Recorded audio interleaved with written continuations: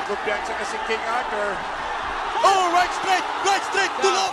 After his controversial win over Juan Jimenez, self-doubt cast a gray cloud over that initial victory. Gusto ko yung impressive na pagpanalo. Accepting this rematch puts everything on the line. His title, his standing, his future. But the king knows that this is the only way to prove his greatness once and for all. Importante talaga ni Arthur dahil yung first fight nilang dalawa doon sa Bacolod, parang controversial lang yun eh. So sa tingin ko, ito magandang laban ito. Dahil sa first laban nila, magandang pinakita nilang dalawa. Gusto kong isip nila na, na pag narinig nila yung pangalan ko is magaling, matapang at walang inaatrasan.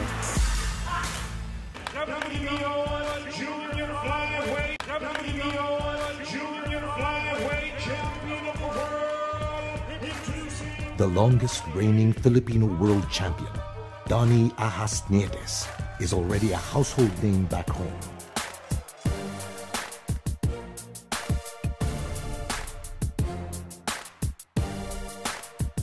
Si Donnie is a skillful master talaga, magaling maotak lumaban.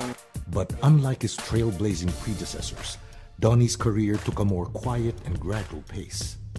It was easy for the international boxing community to miss him in their radar. Stepping up to another weight division, Donnie Ahas Nietes unleashes his might and power. Kaya aakyat talaga ako ng division para gusto ko talaga makalaban ng mga big names in flyweight. Handang-handa si Donnie kung sino ang kalabanan niya sa 112. Yan ang punter. Slow, steady, but definitely ready to claim what is rightfully his.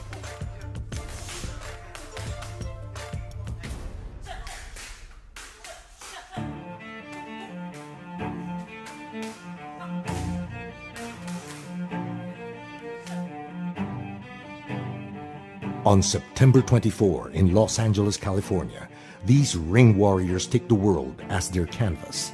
They endure the strains and pains of training,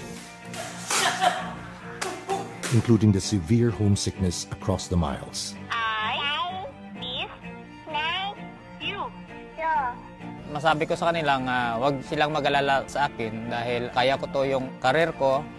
Yung sa akin lang, ipag-pray lang ko nila sa lahat ng laban ko at suportahan nila ako lahat ng laban ko.